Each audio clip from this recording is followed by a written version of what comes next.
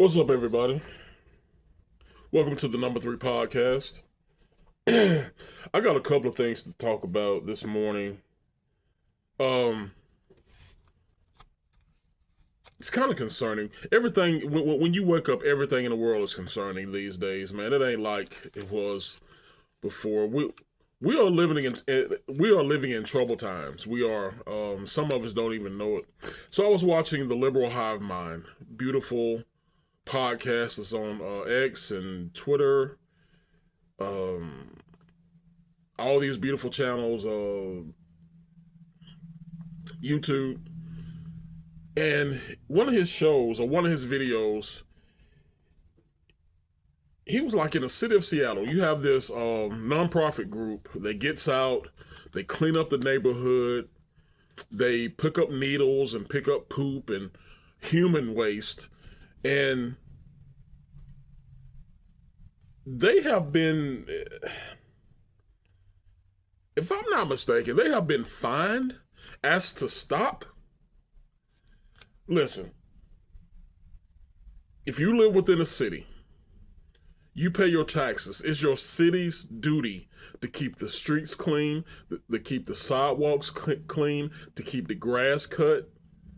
I live in Oxford, Alabama. Well, within the city limits of Oxford, Alabama. And we got, for Alabama standards, for Southern standards, we actually got pretty high taxes. But we have an awesome police force. We have an awesome emergency management system when it comes to rescue, fire, and police. Awesome. Second to none.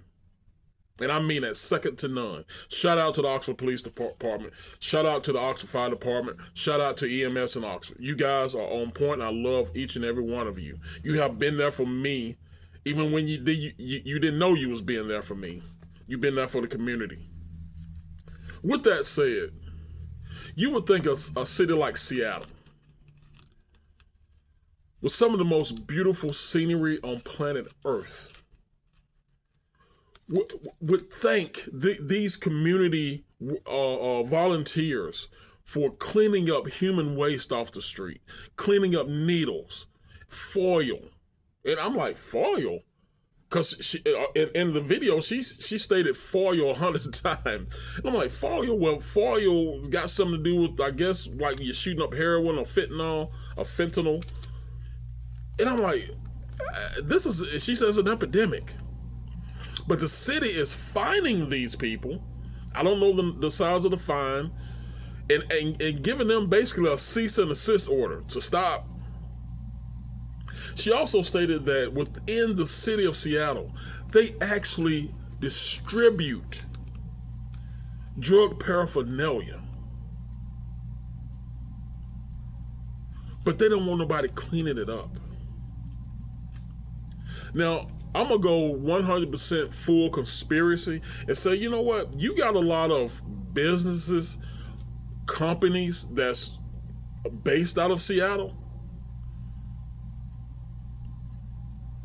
So you got a lot of rich, upper class folks that don't give a damn about these scumbags, these drug addicts, and pretty much want them to kill themselves and wipe themselves out. Now that's pure conspiracy. Don't have to be true. But damn it, the actions tell me that it could be true. Why would you find an organization, a volunteer organization, that's going out there to clean up the streets? I cut my neighbor's yard because he's not physically able. Don't ask him for a dime.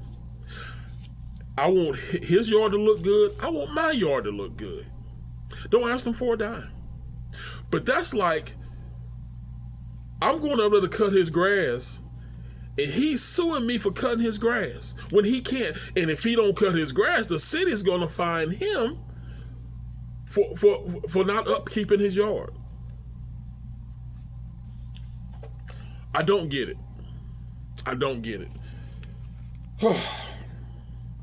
And listen, Seattle's not the only city like this. I've heard that in Philadelphia, parts of New York City, Baltimore, that you have areas, and I want to say Portland as well. A lot of West Coast cities too, that you have San Francisco is one of them. They actually have a poop meter, a poop app or something you go on to avoid human waste.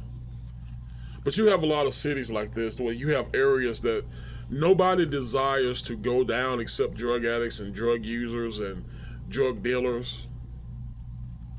And it's like the people who have means, who have resources, don't think about these people, don't care about them. And listen, I don't want to sound liberal. I don't. Because you know how I feel. As a man, get your ass up. Go out and get a damn job. Be somebody. Be something. Be positive in society. Society is not there to work for you. You are there to work for society. For your community. For your state. For your country. So that's how I feel. But anyway. You have a lot of cities like this across the country. Not surprisingly, they're all blue cities, you know. But I just thought this video that the liberal hive mind put up was shocking. Anyway, I hope those volunteers keep on doing the good work, because you are doing good work. The second and final thing I want to talk about today is Roseanne Arnold, former star of the TV show Roseanne. Apparently she has a daughter who is identifying as, I'm assuming this is non-binary. I have no idea what that means. So if I have no idea what that means, it doesn't exist as far as in humanity. I've done a show on this before. There's no such thing as transgender. It's just no such thing. It doesn't exist. It doesn't exist in the eyes of God. It doesn't exist in nature. But she has a daughter where she identifies as non-binary, I guess, which means she has a severe mental illness. So when it comes, I think she said she had to tattoo something on her wrist because she always referred to her daughter as she, her. And hell, here I am dealing with the damn pronouns. But she, her. She has to put it on her wrist to remind herself to say, is it it or they or I don't know. Yeah, it or they or something. Listen, I'm not finna get retarded trying to remember all this bullshit. I'm just not. But we have a severe mental illness, man. And it's all being taught. This is not a mental illness like an individual was born sick, born evil. This mental illness has been taught. It has been, what's the word I'm looking for? Indoctrinated into our youth. I'm not a philosopher. I'm college educated, but I'm not the smartest man on the planet. But it don't take a whole lot of sense and education to say this didn't exist 40 years ago. Yo, do we have transvestites? Yeah. Do we have gay folks? Yeah, we had drag queens? Yeah. Do we have tomboys? Do we have lesbians? Yes. But this ideology has been indoctrinated and taught for the last 15 to 20 years. One person, which I'm starting to agree with him on this, one person brought this to national spotlight. One person. And that person will probably, when I name this person, it'll probably get me censored, banned, and all this other good stuff. I don't give a damn. But his name is Barack Hussein Obama. I want you to think about that. This mess, this ideology, this teaching of evil didn't exist until this devil became president of the United States. And you can say, well, how did he didn't do it alone. No, he did not. Obama's a puppet. Obama was placed into this position because he had power. And that power, along with other idiots in legislation, transformed what they are teaching at Harvard. Transform what they're teaching in kindergartens. Hell, in San Francisco and in California, you can go in the library at 5 years old. Probably can't read at 5, but you can find sexual perverted material for children. Did it exist before Obama? I can't say yes because I don't know. But I know when Obama was elected, it brought it out. There was no shame anymore. These people are evil, y'all. But to conclude, let me just say, Roseanne Barr, I said Roseanne Arnold. Maybe that was her married name. I think it's Roseanne Barr, I think. Anyway, I like Roseanne, and I'm pretty sure she loved her daughter.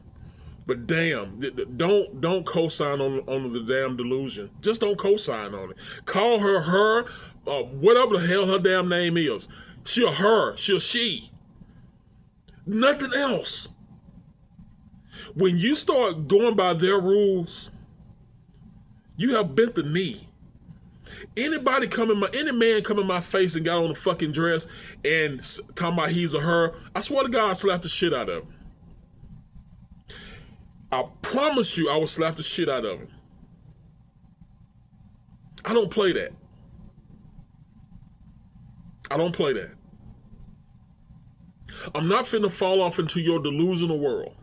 Not me. Not I. Not today, not tomorrow, not ever. Anyway, before I get a brain aneurysm, let me get up out of here, man. I appreciate you guys. I love you.